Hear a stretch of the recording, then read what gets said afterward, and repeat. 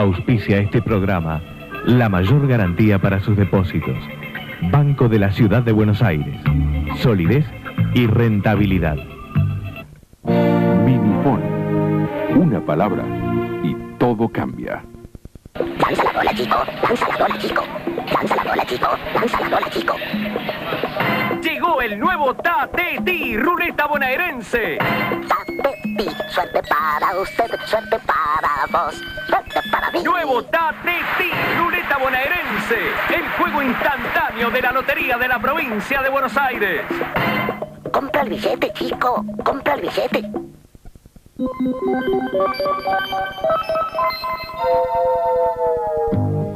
El Banco Hipotecario Nacional financió en 1996 la construcción de 23.800 viviendas y otorgó 24.500 créditos individuales. La vivienda propia es realidad. Para este año tiene proyectado incrementar el acceso a la vivienda financiando la construcción de 36.000 unidades más y otorgar 40.000 créditos individuales. Banco Hipotecario Nacional. Vivienda para los argentinos. A solo 90 minutos de la capital federal, una opción distinta para su fin de semana. San Antonio de Areco, Los Pagos de Don Segundo Sombra.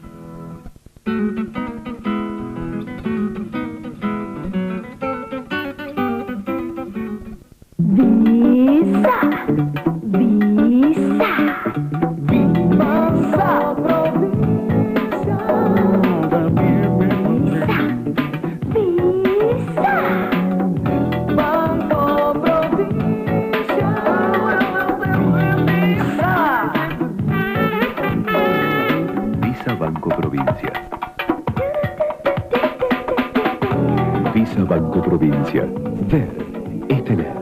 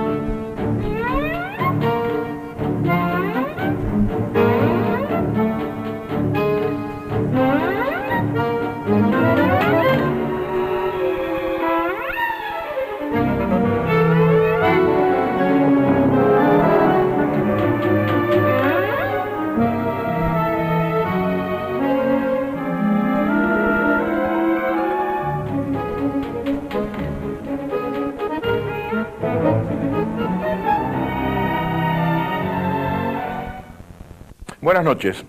La semana pasada le había comentado las circunstancias de que hoy íbamos a tocar dos puntos. Tuve que cambiar sobre la marcha. Claro, cuando le dije que volvíamos a tomar el tema de la educación, se planteó algo, yo diría, cuasi insólito. Susana Decibe cambió el discurso. Y cuando cambió el discurso, empezamos a ver, bueno, pero ¿qué hay detrás de todo esto? Jorge Rodríguez sale a decir algunas cosas diferentes.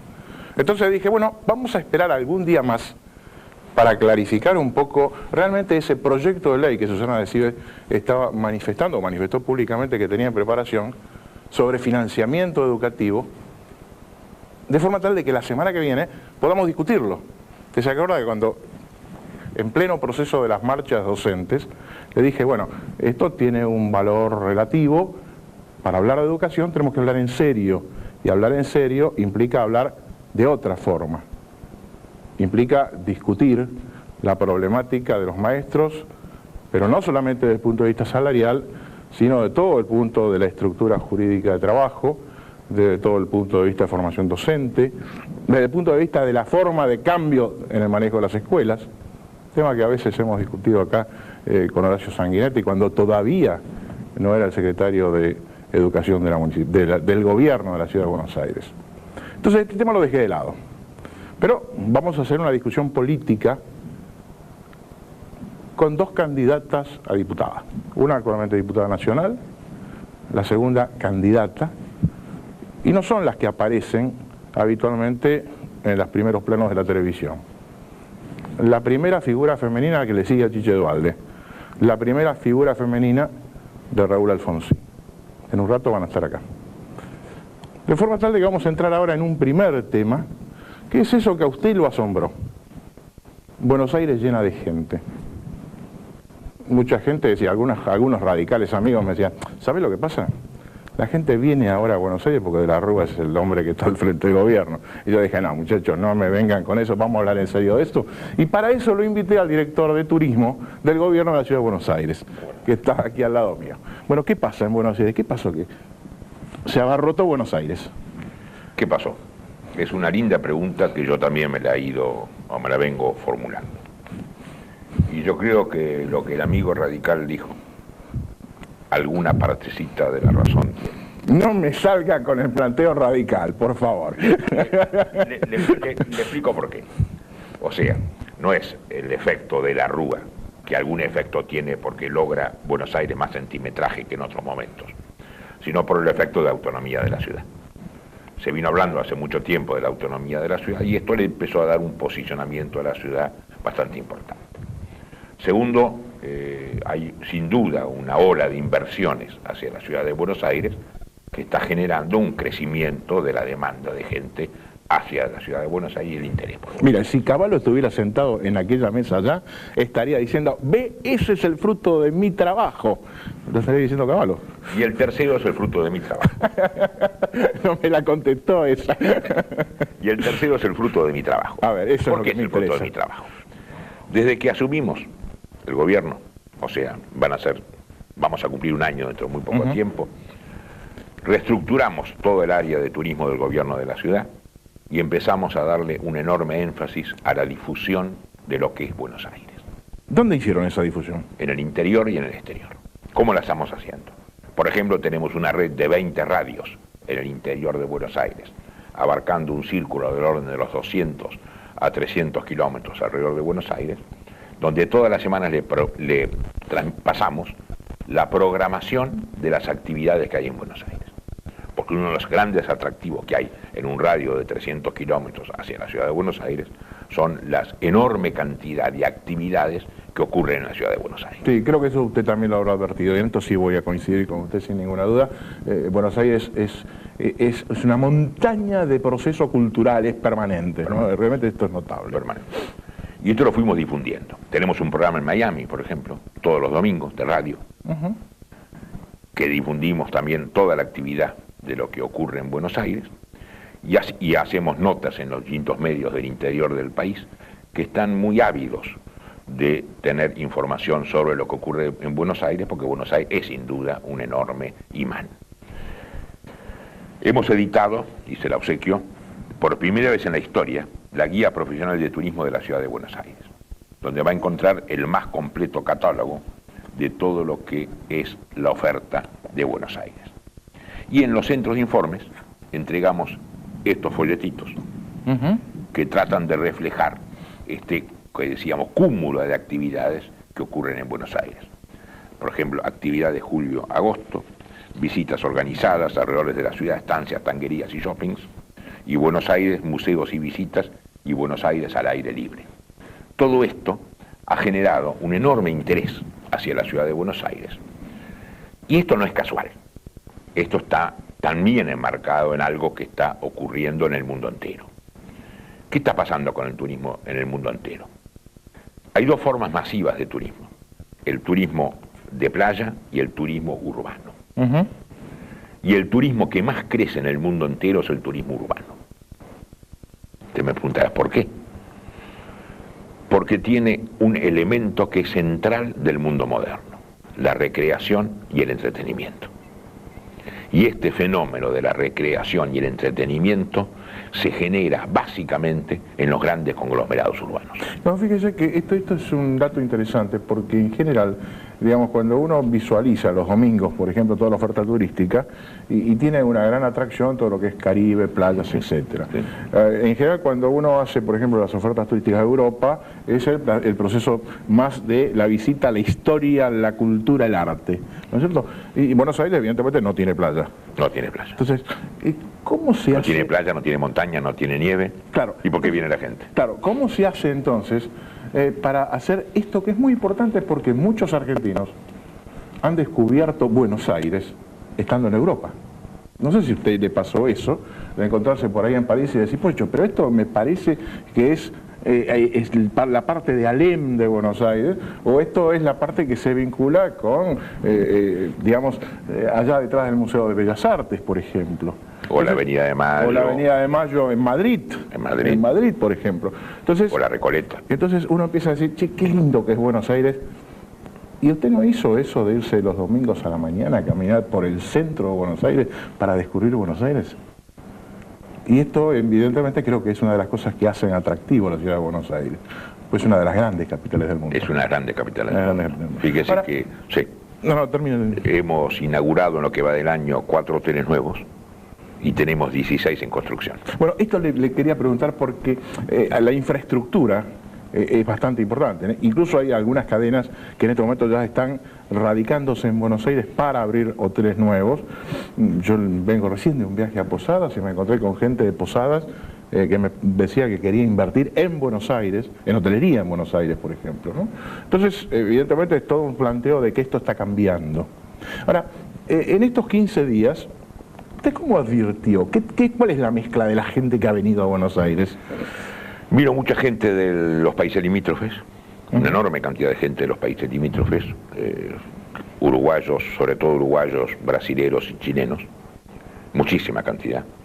Hay mucha gente de Europa en este momento, hay italianos, hay franceses, hay alemanes, y sobre todo hay, por supuesto, coincidiendo con las vacaciones de invierno, hay una enorme cantidad de turistas del interior del país, sobre todo de las provincias centrales, que son las que generan el mayor movimiento. Ahora, en esa proporción, digamos, ¿están ganando nuestros amigos del interior? Claro, yo le explico. Todo país se asienta en 3 columnas. El turismo interno siempre es la columna, digamos, central o fundamental. Luego los países limítrofes y tercero, lo que se llama el turismo de ultramar. O sea, salvo en las islas del Caribe que no hay turismo interno, ¿no es cierto? Todo país del mundo, Estados Unidos o los países de Europa, se generan estas 3 columnas. La primera gran columna es el turismo interno. Calcule usted que la ciudad de Buenos Aires recibe, para hacer cifras redondas, 6 millones de turistas internos y recibe 3 millones de turistas extranjeros, de los cuales el 73% son de los países limítrofes.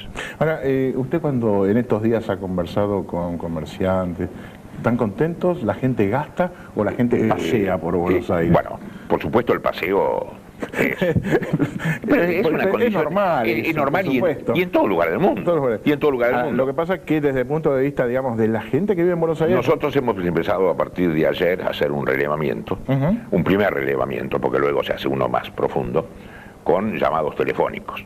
En general estamos teniendo entre un 20 como piso a un 50 como techo de crecimiento en el movimiento, en las ventas, en todo este tipo de cosas. Ahora, esto termina las vacaciones de invierno. Sí, señor. ¿Qué pasa con Buenos Aires? Sigue. ¿Sigue?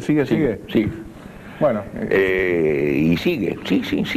Fíjese que justamente hoy me comentaban que en octubre se hace una Feria Internacional de Turismo en Buenos Aires, es la segunda que se hace. Es una feria internacional de turismo en la ciudad de Buenos Aires, al estilo de las ferias de Europa. y coincide con la venida del presidente Clinton. Y le estoy dando una primicia del día de hoy de información.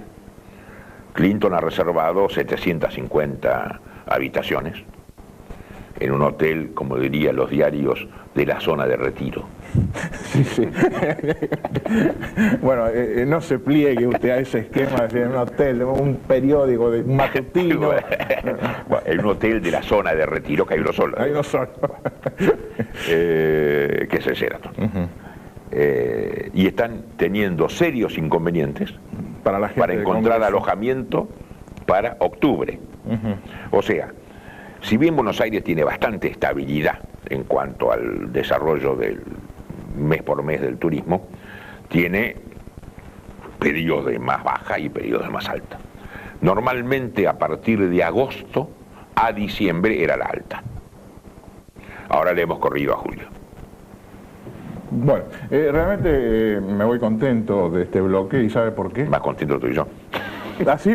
¿Por qué? Puedo decir esto. Escúcheme, es una felicidad para un director de turismo que un matutino conocido, el diario La Nación, pusiera en tapa Buenos Aires, capital del turismo. No, esto es muy importante. Entonces, y yo además me voy contento, ¿sabe por qué? Por aquello que le dije al principio. No me dijo que porque De la Rúa era el jefe de gobierno teníamos esto.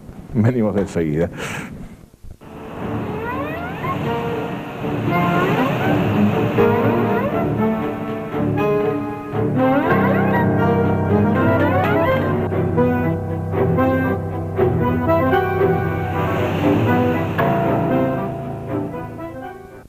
Bueno, y mientras todo el mundo habla de Chiche Duhalde y habla de la señora Fernández Mejide, yo a usted le había dicho que íbamos a convocar a las otras damas que venían en la lista.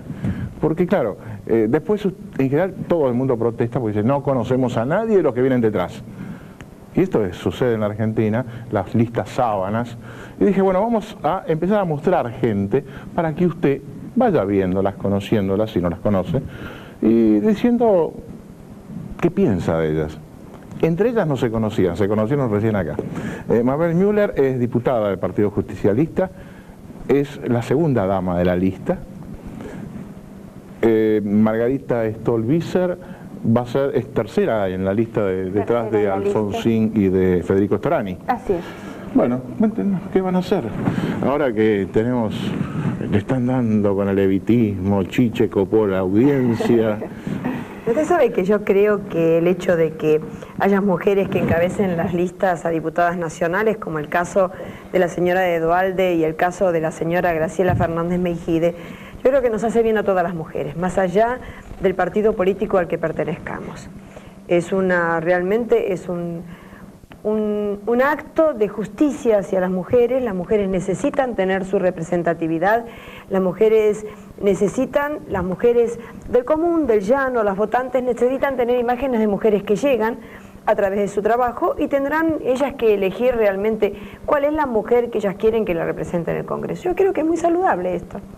Yo creo que es incluso bueno para la actividad política, ¿no? La tan vapuleada actividad política es un poco la demostración de que tal vez es el sector que primero se abre a la participación femenina, porque acá nos encontramos con que normalmente es desproporcionada la participación activa e importante de las mujeres en todo tipo de actividades, con la posibilidad de incidir en los espacios de poder y decisión. Y justamente la actividad política es la que ha abierto a través de una ley de cupos la posibilidad de que las mujeres sean proporcionalmente incorporadas en la lista, en tanto que en la actividad privada esto no ocurre. Las mujeres tienen escasísimas posibilidades en la actividad privada, en las empresas concretamente, de acceder a los espacios de dirección y de decisión. Son mínimos los porcentajes de mujeres que llegan a espacios gerenciales. Bueno, ustedes ya metieron, no podía ser de otra manera, ¿vio? ¿Vio? ¿Se acuerda cuando estuvieron acá Patricia Bullrich y Graciela Romer? Inevitablemente la charla derivó a lo mismo. Sí, cierto. Son mujeres, son incorregibles en esto. No somos pero mire, le voy a decir algo. Somos solidarias. Somos solidarias con todas las mujeres. Pero fíjese, mire, uno lo ve, por ejemplo, en la universidad, lo ve en las empresas. Esta semana se estaba haciendo una reunión técnica de ADEVA, sobre problemas del sector financiero, y cuando uno ve la lista de expositores, oh sorpresa, hay muchísimas mujeres que son gerentes financieros, que son directores de consultoras, de manera tal de que cada vez están apareciendo mucho más. Sí, entonces, usted sabe que hasta son más también, cuando usted mencionó la universidad recién, la cantidad de alumnas mujeres que asisten a la universidad que no varones. Y esto nos trae a la memoria cuando la doctora Cecilia Grierson se recibió de médica, era realmente un motivo de llamado de atención y hasta tenía que soportar las cargadas, si sirve el término, de los compañeros varones de la universidad porque ella iba a la Facultad de Medicina a recibirse de médica. Creo que de ese tiempo ahora hemos progresado mucho. A mí me pasó de modo directo. Mi mamá, fallecida, era médica y sus fotos de egresada de la Universidad de Buenos Aires eran 2 las mujeres que habían egresado. Claro, y hoy, lógicamente, como dice Mabel, esto se ha modificado tan absolutamente que las proporciones de mujeres egresadas en las universidades son en muchas carreras mayoría. Nosotros, por ejemplo, los hombres. Yo soy profesor en la Facultad de Ciencias Económicas de Buenos Aires y te diría que el 50 y algo son mujeres.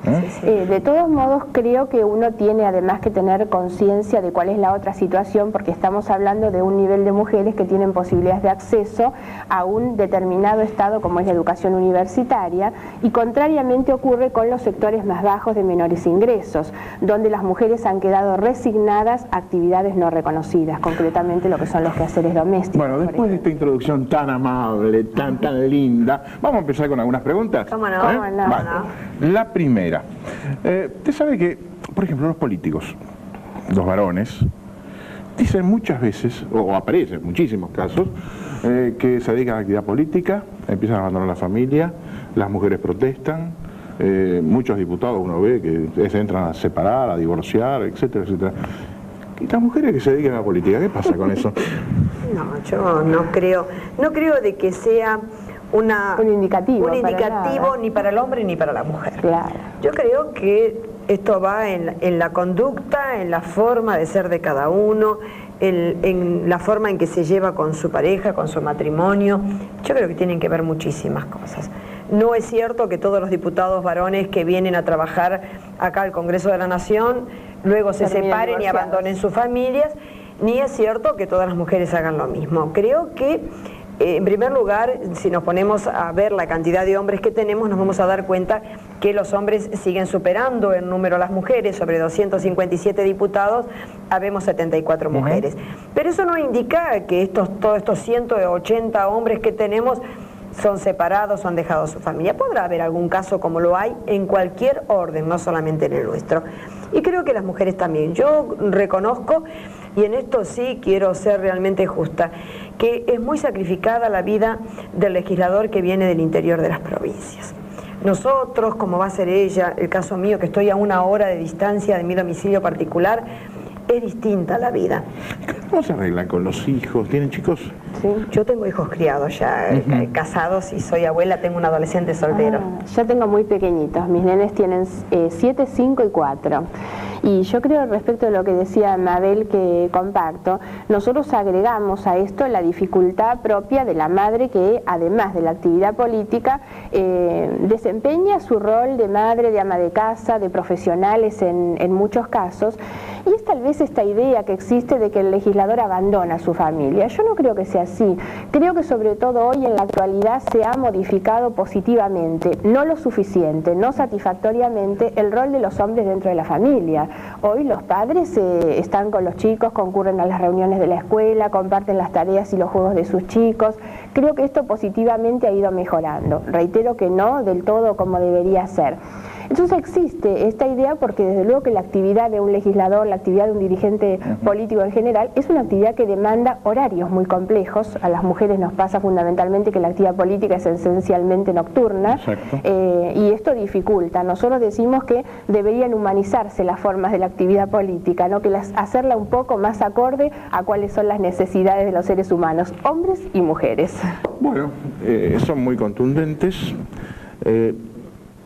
Mabel es docente.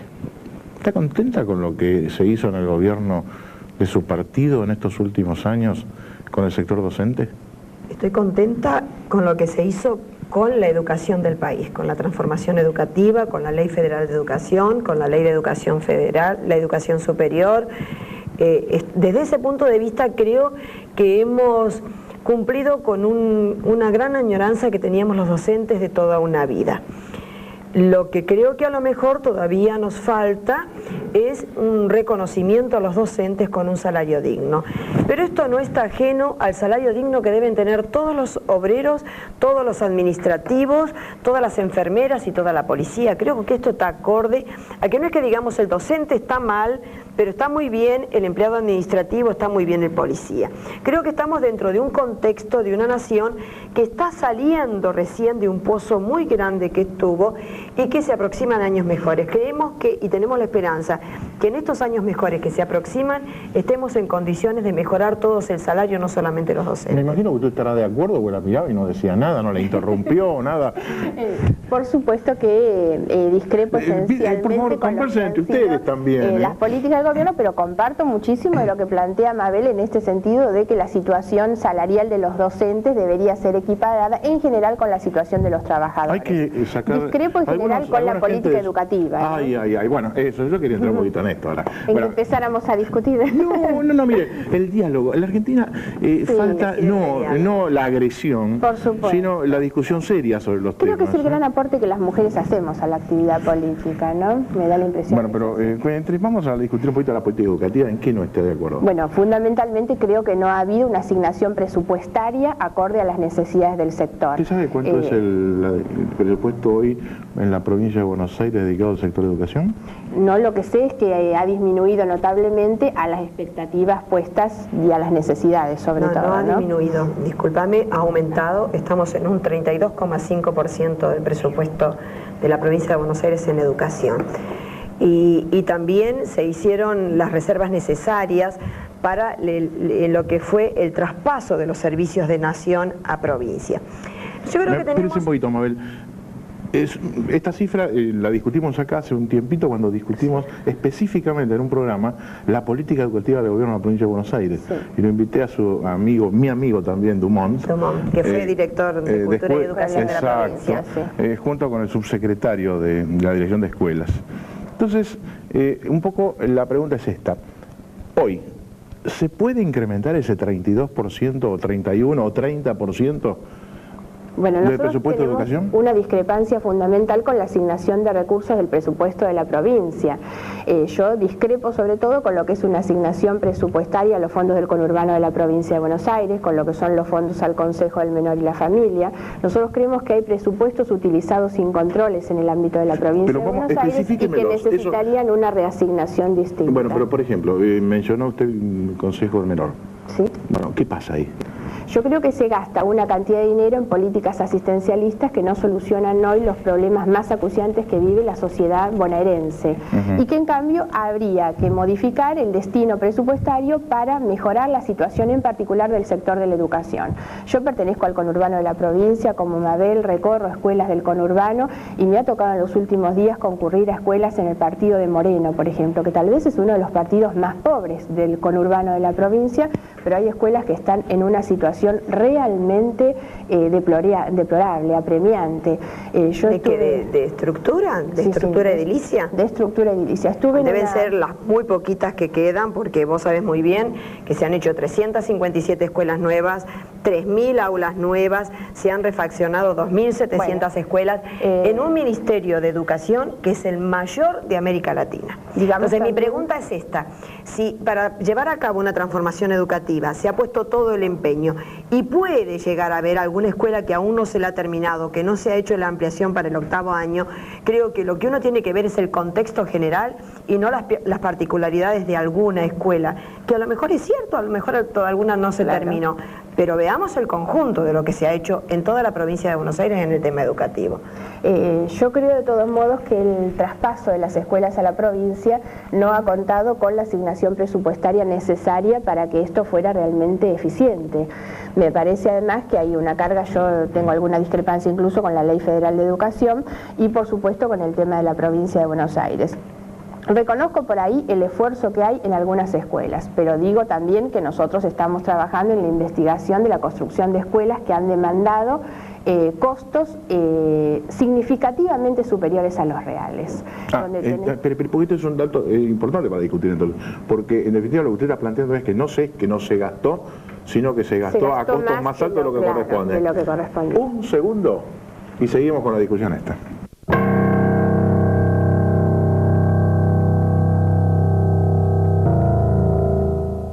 Usted en su casa quedó impactado con esta afirmación de Margarita. ¿Qué piensa? Mabel. Yo le voy a comentar.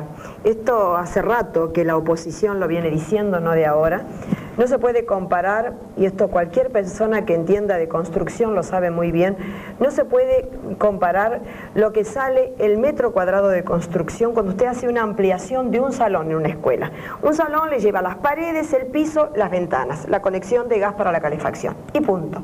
Cuando usted está haciendo escuelas como las últimas que se hicieron en la provincia de Buenos Aires, con un acceso para discapacitados donde el lugar lo daba, si no había lugar para un acceso que son de estas, ¿cómo se llaman estos lugares para ascender? Para poder ascender con la silla de ruedas, se instalaba un ascensor, donde usted tiene baños para discapacitados en las escuelas, donde tiene azulejado del piso al techo, donde tiene todos los salones con calefacción, donde tiene sala de computación, donde tiene biblioteca, donde tiene laboratorio, donde tienen cocinas instaladas totalmente, heladera, freezer. No podemos comparar el precio del metro cuadrado de la ampliación de un salón común y vulgar a lo que es la construcción de una escuela. Esta es la comparación que permanentemente ha hecho la oposición y que dice que no es lo que corresponde. Bueno, es decir, lo han dicho siempre, lo han denunciado en la legislatura de la provincia y no han podido comprobar nada, porque esta es la real verdad de cómo se utilizan los fondos.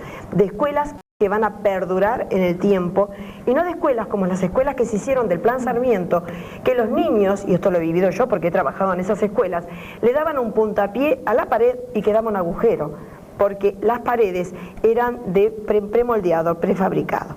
Esto es lo que nosotros decimos, las escuelas, cualquiera de ustedes puede ir, puede verlas, puede comprobar lo que yo le estoy diciendo. Son bellezas de escuela, y creo que esto es lo que se merecen nuestros niños cuando se hacen en los barrios todavía, más aún cuando se hacen en los barrios más carenciados. Ahora, mucha gente sostiene que por más de que haya escuelas así, con esas estructuras que usted menciona, mucha gente no puede mandar a los chicos a la escuela porque no tiene trabajo, no tiene posibilidades de ir. ¿Esto es cierto en la provincia de Buenos Aires? Esto no es cierto. ¿Qué pasa? Bueno, cuéntame, yo pregunto, recojo impresiones de gente que dice esto. No es cierto. Hoy el índice de desempleo en la provincia de Buenos Aires no solo es superior al 20%, en los distritos más pobres llega al 24%, sino que hay una situación mucho más grave, que ya no es solamente la tasa de desocupación que existe, sino la cantidad de hogares que están por debajo de la línea de pobreza, con sus necesidades básicas insatisfechas. Esto en los distritos, reitero, más pobres, el caso en la tercera sección de Florencio Varela o en la primera sección de Moreno,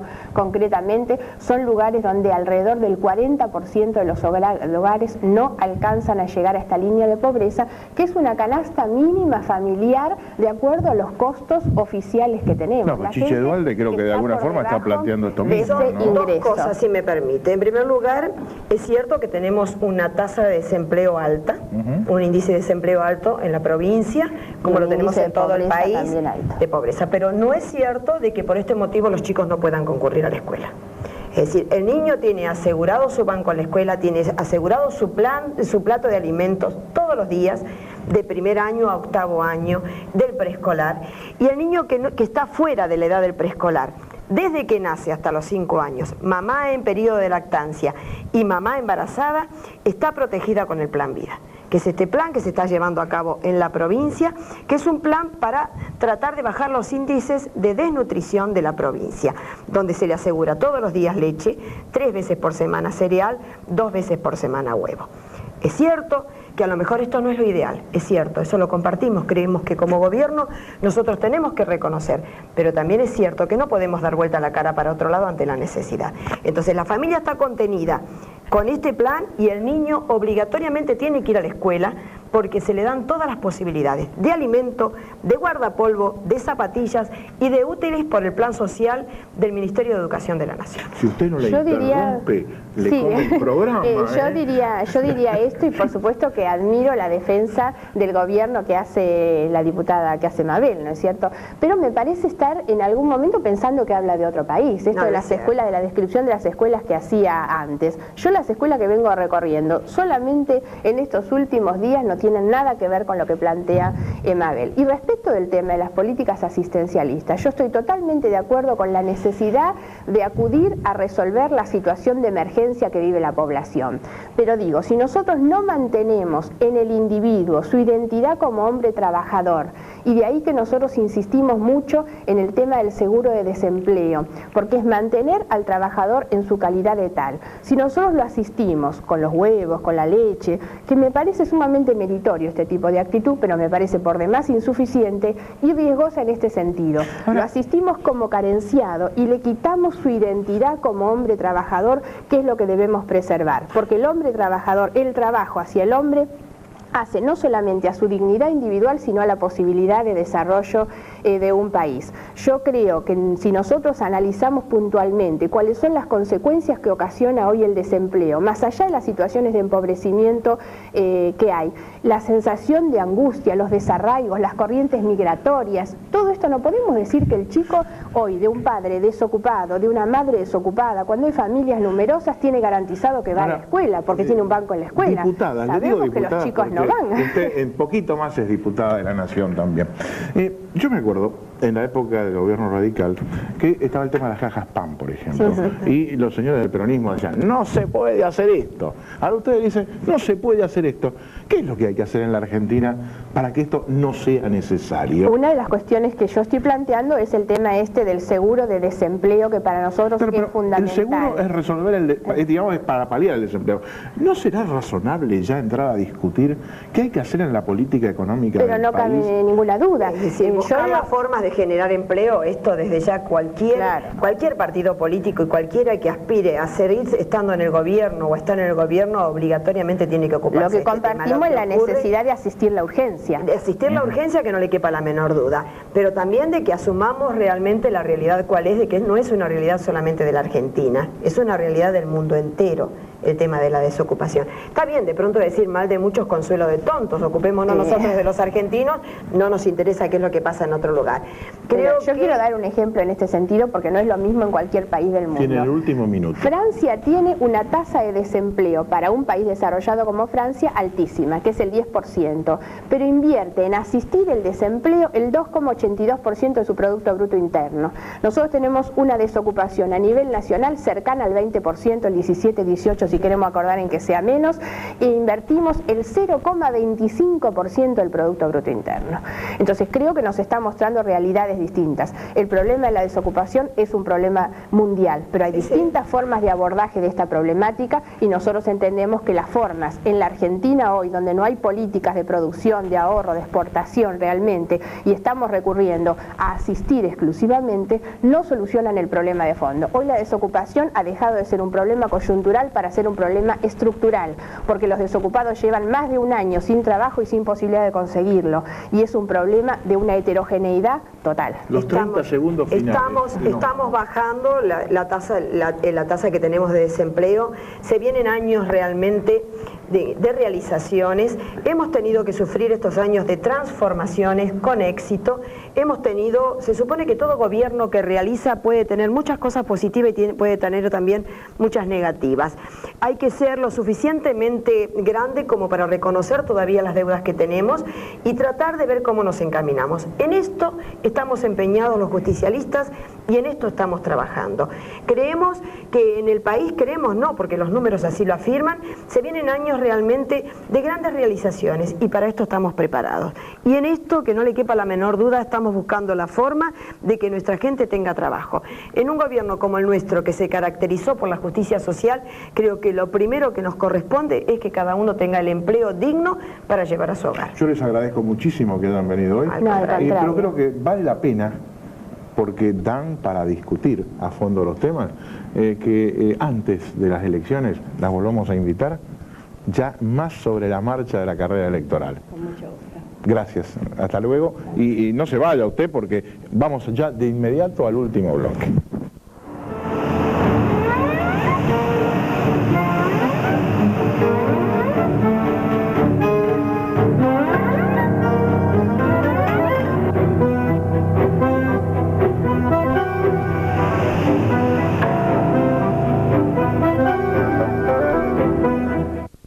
Un par par de programas atrás nos quedamos muy cortitos en la charla con Aníbal Martínez Quijano, a quien habíamos invitado para hablar del gasto social. Lamentablemente el programa se nos fue tan rápidamente que nos quedó muy poquito con él y lo volví a invitar para retomar un poco la charla. La Argentina tiene una importante parte de su presupuesto nacional en gasto social. Vamos a hacer un resumen de ese concepto técnico presupuestario de gasto social, pero después vamos a llevarlo un poco a la realidad, porque hay esa discrepancia entre los que dicen gastamos una enorme cantidad de dinero en materia, digamos, de asistencia social o gasto social.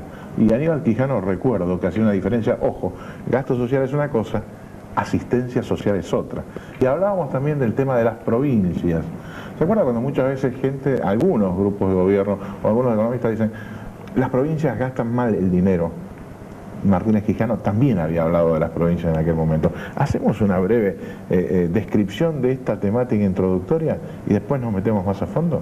Bueno, sí, como hemos venido conversando la otra vez, fíjate que lo del gasto social es una cuestión de definición.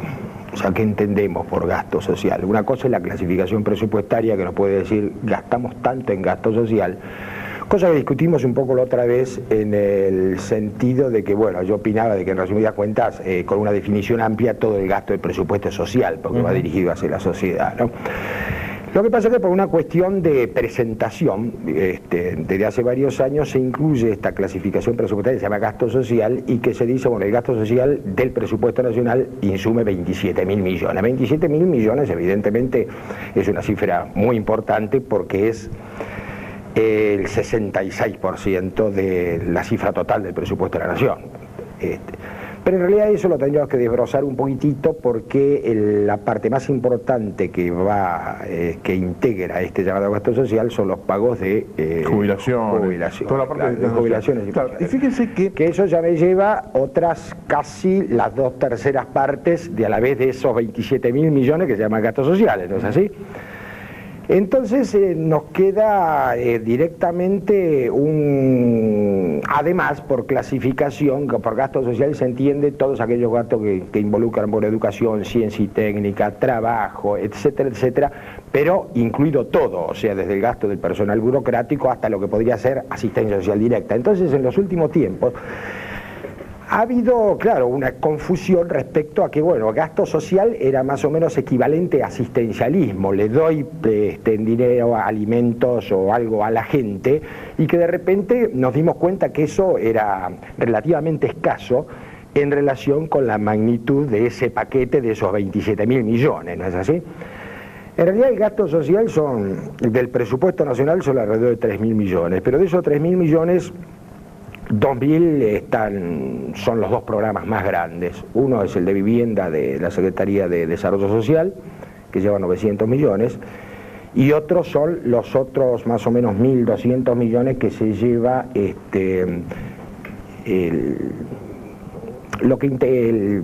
el tanto por ciento ese que hay sobre impuesto a las ganancias que conforma ese fondo que lo distribuye el Tesoro, entre los cuales ahí está el famoso dinero que va a la provincia de Buenos Aires y que el fondo del conurbano bonaerense. Claro. Pero ojo, el fondo del conurbano bonaerense son 600 millones y quedan otros 600 que también van al resto de las provincias.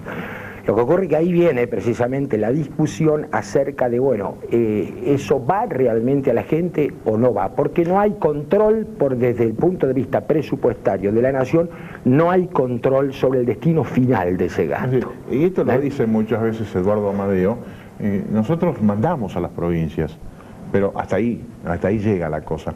Y todo esto me parece que es muy importante, por eso le pedí a Martínez Quijano que nos ayudara a reflexionar sobre esto, porque a usted permanentemente, como a todos nosotros, los políticos, los del oficialismo, los de la oposición, los ministros, dicen, en Argentina tenemos un enorme gasto social. Algunos dicen, bueno, se gasta mal. Y fíjate, por ejemplo, que en la discusión que hubo recién, donde Mabel Müller sostenía la importancia del presupuesto del sector educación, la candidata cuasi ya diputada del radicalismo le decía que, bueno, pero lo que se gastó en la construcción de escuelas es excesivo en relación al producto fabricado. En definitiva, decía eso. Entonces, bueno, este es un debate que la sociedad requiere, que necesita. Uno de los problemas, yo creo que uno de los problemas más importantes es la atomización O sea, hay, en el presupuesto nacional hay más de 20 programas distintos que tienen algún tipo de asistencia social como finalidad. ¿Qué quiere decir un programa en el presupuesto nacional? Bueno, pero rapidito, porque rápido, si no, bueno, te voy a tener que volver a invitar porque no llegamos. Nuestro presupuesto se hace por programas. Programa significa que tiene que tener una finalidad explícita, pero muy importante, tiene que tener además un producto final cuantificable, ¿no es así? Eso, Vamos a dar un ejemplo de esto, a ver si te interpreto esto. Por ejemplo, programa vacunación de chicos en edad escolar. Exacto. ¿Qué significa esto? Definir, bueno, vamos a vacunar a 1 millón de chicos, vamos a usar 1 millón de vacunas, esto lo vamos a distribuir de tal forma en cada provincia, para lo cual vamos a necesitar tanto dinero, tanta gente afectada a esto, es la descripción de qué es el producto, el objetivo, necesitamos tener un producto final, necesitamos saber cuánto nos cuesta, y ahí es maravillosa esa concepción presupuestaria porque te permite sacarte un montón de relaciones, de insumo, producto, cuánto me cuestan, y lo más importante, ¿fue eficiente o no cuando termine el ejercicio? ¿Cumplí la meta, no la cumplí? ¿Gasté más o gasté menos? ¿Fue eficiente o no esa asignación de recursos? ¿Realmente se vacunaron los chicos? ¿Estamos? Correcto. Le doy otro ejemplo rápido y a ver si esto, creo que los ejemplos en estos temas son los que, digamos, ubican rápidamente los temas. Por ejemplo, si la ministra de Educación dice, gasté 10 millones de pesos en libros, es un dato. Ahora, si la ministra dice, gasté 10 millones para comprar 10 millones de libros, es muy distinto gastar 10 millones para gastar nada más que 500.000 libros. Entonces usted, cuando se acostumbre a usar esta cifra, va a poder decir, los libros que están comprando, lo están comprando muy caros o baratos o a un precio razonable. Es decir, podemos empezar a indagar sobre la calidad del gasto. Y todavía más, porque fíjate vos de que todavía más, porque esto nos permitiría no solamente la compra de libros, sino esos libros tienen que llegar, tienen que ser distribuidos, y después, ¿qué pasó? O sea, no viene también viene la cualificación del resultado, no simplemente la cuantificación, sino la cualificación. ¿Lo leyeron los chicos? ¿Sirvió para algo? ¿Mejoró o no mejoró ese tipo de educación por la cantidad de libros? El problema, Ricardo, es de que eso, vos este asunto lo conocés bien, está a mitad de camino en la Argentina y parecería que lamentablemente en los últimos tiempos ha perdido bastante impulso el llevar realmente a feliz puerto toda esta estructura de presupuesto de programa. Precisamente, de todos los programas que integran el presupuesto de la Administración Nacional únicamente, excluidos los organismos descentralizados, la burocracia de la Administración, hay alrededor de 150 programas. La mitad de esos programas no tienen metas y objetivos físicos todavía. O sea que hay, ejemplo, el programa que nosotros hablamos de la Secretaría de Desarrollo Social de Vivienda, es mucha plata, son 900 millones, pero sin embargo ¿en qué se gasta? No tiene objetivo. El programa no tiene objetivo. Es decir, no está definido en el presupuesto. No está definido. ¿En qué se gastan los 900 Se hacen transferencias millones? a provincias por FONAVI, etcétera, etcétera. Pero ahí me tendría que decir, se construyeron tantos metros cuadrados en tal lado, tantos en tal y tal, se entregaron tantas viviendas, etcétera, etcétera. ¿Te comprendés? Está a medio camino. Esperemos que la cosa se perfeccione, pero este presupuesto por programas, que realmente fue una idea muy novedosa, que empezó con mucho impulso, últimamente veo con preocupación que ha perdido impulso. Es la única forma que nosotros tenemos realmente de saber a dónde va el gasto público, cuánto se gasta y si es eficiente. Y además, la única posibilidad que tienen los organismos de control, tipo la Sindicatura General de la Nación o las auditorías internas, para hacer auditorías de eficacia. Para hacer auditoría de eficacia, que es muy importante, no limitarse a lo contable, sino a ver si realmente ese organismo estatal ha sido eficaz en el uso de los dineros públicos. No, realmente me parece esto un dato importantísimo. Y es esto en definitiva, porque no es solamente un tema de los organismos de control, sino que nosotros como ciudadanos tenemos que habituarnos a poder meternos en el presupuesto de forma tal de poder nosotros evaluar la gestión de los funcionarios públicos. Este es el auténtico sentido de la transparencia, y esa no es es la una licitación. No es la licitación o el concurso del precio en los cuales decimos hay que llamar a 3 presupuestos y entonces se invita a 2 amigos o 3 amigos para arreglar el tema. Es decir, la formalidad del control no sirve. Tenemos que ir a la esencia del control. El Estado es productor de bienes y servicios y cada peso que gasta el Estado tiene que ser justificado como producción de un bien o de un servicio, si no, no sirve. Por eso el presupuesto del programa es la verdad, si se hace bien. Me parece que con esto cumplimos el objetivo hoy de hablar un poquito del presupuesto nacional. Seguramente esto a usted le va a servir. Convérselo en su casa. Va a ver que con alguno de estos ejemplos y lo que de alguna forma nos explicaba Martínez Quijano, posiblemente podamos coadyuvar desde su casa, desde una radio, desde un programa de televisión, hacer más transparente la gestión de gobierno. Dios mediante, la semana que viene nos vemos. Confiabilidad es algo que nos caracteriza.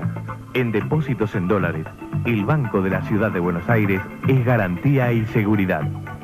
Lo atendemos en Florida 302 y sucursales comerciales. Vinifón. Una palabra y todo cambia. Lanza la bola, chico. Lanza la bola, chico. Lanza la bola, chico. Lanza la bola, chico. Llegó el nuevo Tateti, ruleta bonaerense. Tateti, suerte para usted, suerte para vos, suerte para mí. Nuevo Tateti, ruleta bonaerense. El juego instantáneo de la Lotería de la Provincia de Buenos Aires. Compra el billete, chico. Compra el billete.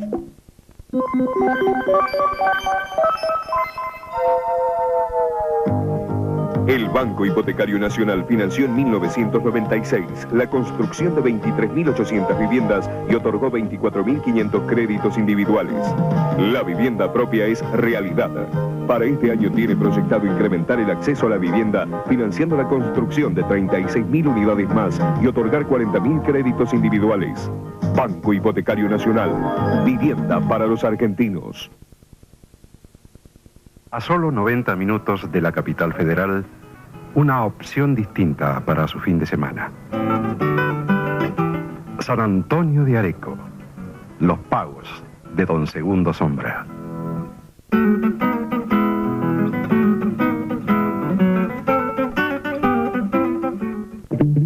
Visa,